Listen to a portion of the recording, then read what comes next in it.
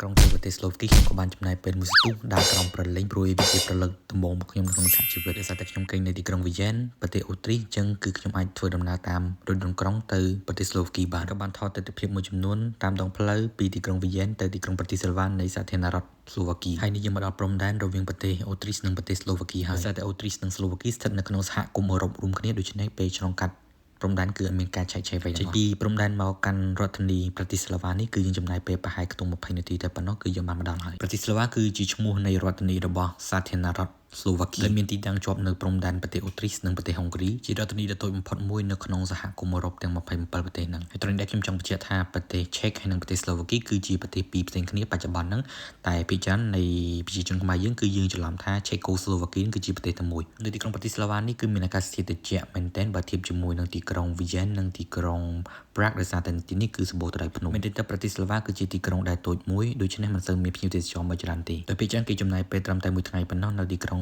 មួយនេះដោយគេចាក់ចេញពីទីក្រុងវីយ៉ែននៃសាធារណរដ្ឋអូទ្រីសមានសភាពស្ងប់ស្ងាត់បន្តិចដោយសារតែខ្ញុំទៅលេងចាំថ្ងៃពិធីបុណ្យណូអែលរបស់គេហើយនៅស្រុកអឺរ៉ុបនេះគឺពិធីបុណ្យណូអែលគឺជាពិធីបុណ្យដែលគេជប់សម្រាប់ជួបជុំគ្រួសារបងប្អូននៅប្រទេសគេធ្វើដំណើរទៅប្រកាន់ប្រទេសផ្សេងៗដើម្បីចំណាយពេលបុណ្យណូអែលជាមួយនឹងគ្រួសារជាមួយមនុស្សជាទីស្រឡាញ់របស់គេហើយសម្រាប់ខ្ញុំផ្ទាល់ខ្ញុំយល់ឃើញថាទីក្រុងប្រទីស្លាវ៉ានេះគឺមានសភាពកែកុនទៅជាលក្ខណៈអាស៊ីច្រើន First impression របស់ខ្ញុំចំពោះប្រទីស្លាវ៉ានេះគឺខ្ញុំមានអារម្មណ៍ថាគឺហាក់បីដូចជាប្រទេសនៅក្នុងតំបន់អាស៊ីជាជាងប្រទេសនៅក្នុងតំបន់អឺរ៉ុបបន្ទាប់ពីបានដើរលេងមួយស្ទុះមកខ្ញុំក៏បានញ៉ាំអាហារថ្ងៃត្រង់គឺញ៉ាំមីរ៉ាមែននៅខាងក្រោមជើងភ្នំដែលខ្ញុំបានដើរលេងមកហើយអ្វីដែលទាក់ទាញឲ្យគេមកលេងទីក្រុងប្រទីស្លាវ៉ានេះគឺដោយសារតែតម្លៃនៃការហូបចុកគឺសមរម្យមែនទែនហើយម្យ៉ាងទៀតគឺវាស្ថិតនៅជិតទីក្រុងវីយ៉ែនដូច្នេះពេលគេមកលេងអូទ្រីសគេហួសមកលេង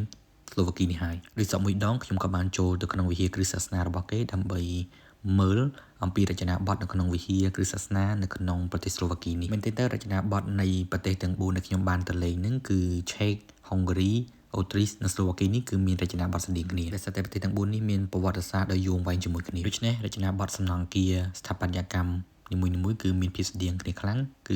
ភាគច្រើនគឺជារចនាបថបែបអឺរ៉ុបតពីបានចំណាយពេលវេលាយ៉ាងច្រើននៅក្នុងវិហារគ្រិស្តសាសនានេះខ្ញុំក៏បានដើរចេញមកក្រៅវិញដើម្បីបន្តទៅទស្សនាលេងផ្សេងៗទៀតបងប្អូនបានមើលវីដេអូរបស់ខ្ញុំនៅប្រទេសហុងគ្រីគឺបងប្អូនអាចឃើញបានគឺសំណង់ស្ថាបត្យកម្មរបស់គេនេះគឺដូចគ្នាតែម្ដងថាបើសិនជាយើងមានឱកាសយើងក៏គួរទៅឲ្យស្គាល់វាបានម្ដងនៅក្នុងវិជ្ជាជីវិតរបស់យើងដើម្បីយើងឃើញពិភពលោកនេះកាន់តែទូលំទូលាយពេលខ្លះយើងធ្លាប់ឮគេថាអូអឺរ៉ុបស្អាតណាស់អឺរ៉ុបស្អាតណាស់ប៉ុន្តែយើងម្ដងផ្ទាល់បានយើងដឹងថាអឺរ៉ុបនឹងយ៉ាងម៉េចពេលខ្លះវាស្អាតដូចគេនិយាយមែនពេលខ្លះវាអត់ស្អាតអីដូចគេនិយាយទេពីដើររេរតាមផ្លូវអមស្ទូធំមកខ្ញុំក៏បានមកដល់កន្លែងទីវត្ថុអនុស្សាវរីយ៍នៅក្នុងទីក្រុងប្រទីស្លាវ៉ានេះចឹងនៅទីនេះគេមានលក់បែប magnet ក៏ដូចជារបស់របរផ្សេងៗដែលជាវត្ថុអនុស្សាវរីយ៍ពីទីក្រុងប្រទីស្លាវ៉ានៅកន្លែងដែលខ្ញុំកំពុងដើរនេះគឺគេហៅថា La Vieille Ville ឬក៏យើងហៅថាទីក្រុងបុរាណបន្ទាប់ពីបានចំណាយពេលយ៉ាងយូរនៅក្នុងទីក្រុងបុរាណរបស់គេហើយខ្ញុំក៏បានទៅកន្លែងចុងក្រោយដែលខ្ញុំទស្សនាគឺគេហៅថាព្រះវិហារគ្រិស្តសាសនាពណ៌ខៀវនៅតាមដងផ្លូវដូចបងប្អូនអាចឃើញអញ្ចឹងគឺធ្វើឲ្យខ្ញុំមានអារម្មណ៍ថាគឺខ្ញុំកំពុងដើរនៅក្នុងប្រទេសនៅក្នុងតំបន់អាស៊ីគឺមិនមែននៅក្នុងតំបន់អឺរ៉ុបទេពីព្រោះអីគឺវាមានលក្ខណៈដូចអាស៊ីខ្លាំងមែនទែនបន្ទាប់ពីដើរប្រហែលជាខ្ទង់15នាទីមកខ្ញុំក៏បានមកដល់វិហារពណ៌ខៀវរបស់គេហើយដែលជាកន្លែងដែលល្បីមួយនៅក្នុងទីក្រុងប្រទីស្លាវ៉ាហ្នឹងជាអកុសលគឺពេលខ្ញុំទៅហ្នឹងគឺម៉ោងគេបិទអញ្ចឹងខ្ញុំអាចចូលខាងក្នុងបានទេខ្ញុំបានតែថតពីខាងក្រៅបន្តិចបន្តួចនិង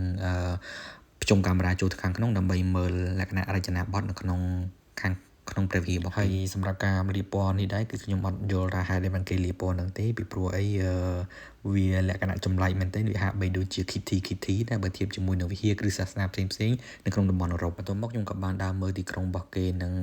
រៀងយូរដែរគឺដើរមើលតាមសួនច្បារក៏ដូចតាមអគារផ្សេងៗនៅក្នុងទីក្រុងប្រទីស្លាវ៉ាហើយបងប្អូនបានឃើញស្រាប់ជាងគឺមានសភាពស្ងប់ស្ងាត់ខ្លាំងមែនទែនកំឡុងពេលបុណ្យណូអែលហ្នឹងគឺប្រហែលជាហេតុផលគឺដោយសារតែគេទៅលេងផ្ទះទៅលេងបងប្អូនទៅលេងមិត្តភ័ក្តិរបស់គេជាដើមព្រោះខ្ញុំគិតថារដ្ឋធានីមួយមិនអាចស្ងាត់ដល់នេះទេហើយជាពិសេសទៀតនោះគឺជារដ្ឋធានីស្ថិតនៅក្នុងប្រទេសអឺរ៉ុបទៅទៀតពីបានដើរនៅក្នុងក្រុងរបស់គេមកខ្ញុំក៏បានដើរចាក់មកខាងលើវិញ